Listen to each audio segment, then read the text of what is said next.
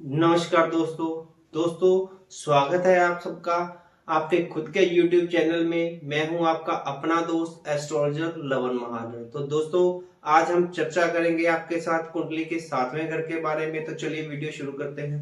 दोस्तों ये जो घर होता है या ये जो खाना होता है इसे कुंडली का 7वां घर कहा जाता है, यानी कि 7th हाउस। इसे भारे स्थान भी कहते हैं। तो दोस्तों कुंडली के 7वें घर से हम लोग और क्या क्या जानकारियां जान सकते हैं, चलिए एक बार उस पर नजर डाल देते हैं। मैरिज कि किसी व्यक्ति की जो शादी है वो किस एज में होगी, ये हम कुंडली के 7वें घर से पता कर सकते हैं। मैरिड लाइफ कि उसकी शादी के बाद की जो लाइफ है वो कैसे गुजरेगी, अच्छी होगी या उसमें डिस्प्यूट्स होते रहेंगे, ये सब हम कुंडली का 7वां घर देखकर जान सकते हैं। स्पाउस उसकी जो स्पाउस है यानी मेल है तो उसके लिए फीमेल, और फीमेल है तो उसके लिए उसका जो मेल्स है वो स्पाउस कैसा होगा, उसकी नेचर कैसी होगी, ये सब हम कुंडली के 7वें घर से जान सकते हैं। टाइप ऑफ मैरिज यानी कि किसी पर्सन की जो शादी है वो किस प्रकार से होगी, लव मैरिज होगी, अरेंज मैरिज होगी, इंटरकास्ट मैरिज होगी, ये भी हम कुंडली के 7वें घर से जान सकते हैं। सेक्सुअल एनर्जी के बारे में अगर किसी के देखना है तो उसके लिए भी हमें कुंडली का 7वां घर चेक करना पड़ेगा।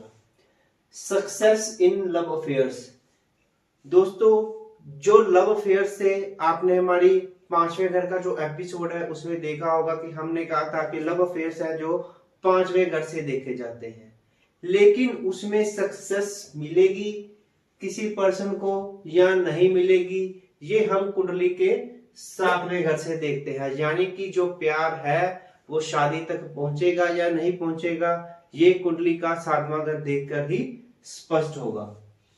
बिजनेस पार्टनर्स दोस्तों जो बिजनेस पार्टनर्स हैं ये भी कुंडली के 7वें घर से देखे जाते हैं। अगर किसी व्यक्ति की जन्म कुंडली के 7वें घर में बहुत ही ज्यादा क्रूर प्लैनेट्स बैठे हो तो ऐसे व्यक्ति को बिजनेस पार्टनरशिप बिल्कुल ही सूट नहीं करती। तो ये हमें कुंडली का 7वां घर देख के पता करना पड़ता है कि उस व्यक्ति को पार्टनरशिप सूट करेगी या नहीं। डांस एंड ड्रामा भी हम कुंडली के 7वें घर से देखते हैं। फ्लावर्स, परफ्यूम्स, गिफ्ट्स, ये जो आइटम्स का काम है ये भी हम कुंडली के 7वें घर से देखते हैं। या किसी को मतलब कितना इन चीजों का शौक है ये भी पता लग जाता है। बेडरूम बेडरूम को भी दोस्तों कुंडली के 7वें घर से देखा जाता है। मैरिज पैलेसेस जो होते हैं वो भी कुंडली के 7वें घर से आते हैं।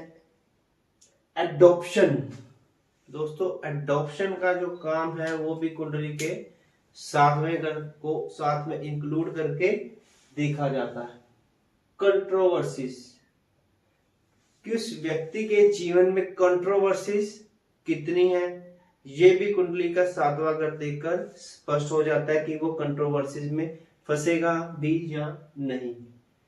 डिप्लोमेसी यानी कूटनीति दोस्तों ये भी हम कुंडली का 7वां घर देख के जान सकते हैं कि वो व्यक्ति कूटनीति वाला इंसान है भी या नहीं। ओपोनेंट्स यानी कि प्रतिद्वंदी यानी कॉम्पिटिटर्स दोस्तों जो पहला घर होता है ना वो किसी भी व्यक्ति को खुद को रिप्रेजेंट करता है। आपने हमारे पार्ट 1 में देखा होगा जो कुंडली के पहले घर का एपिसोड है कि जो पहला घर था वो जिस व्यक्ति का टेवा है उसको दर्शाता है कि उसकी नेचर कैसी होगी। लेकिन जो 7वां घर है ये देखिए ये पहले घर का बिल्कुल ऑपोजिट होता है 7वां घर।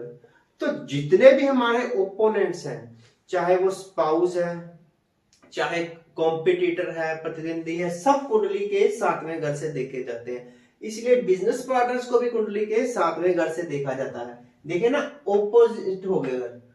मैं आपको एक और एग्जांपल से बता देता हूं, जैसे 4th हाउस मदर के लिए होता है और 10th हाउस फादर के लिए।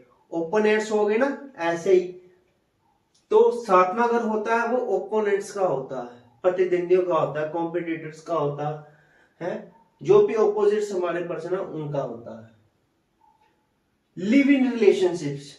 दोस्तों, जो लिव इन रिलेशनशिप्स हैं वो भी 7th हाउस से काउंट किए जाते हैं, क्योंकि लिव इन रिलेशनशिप में भी फिजिकल रिलेशंस तक बने होते हैं कपल्स में, तो इसलिए हम उसे कुंडली के 7वें घर से कैलकुलेट करते हैं।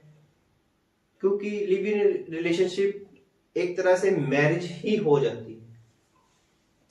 डेली वेजेस के जो काम है, डेली इनकम के जो सोर्सेस हैं, वो भी कुंडली के 7वें घर को देख के हम स्पष्ट कर सकते हैं कि किसी व्यक्ति के जीवन में होंगे या नहीं। जो बॉडी पार्ट्स देखे जाते हैं वो है किडनी, ब्लैडर एंड जेनेरोसिटी एटसेट्रा।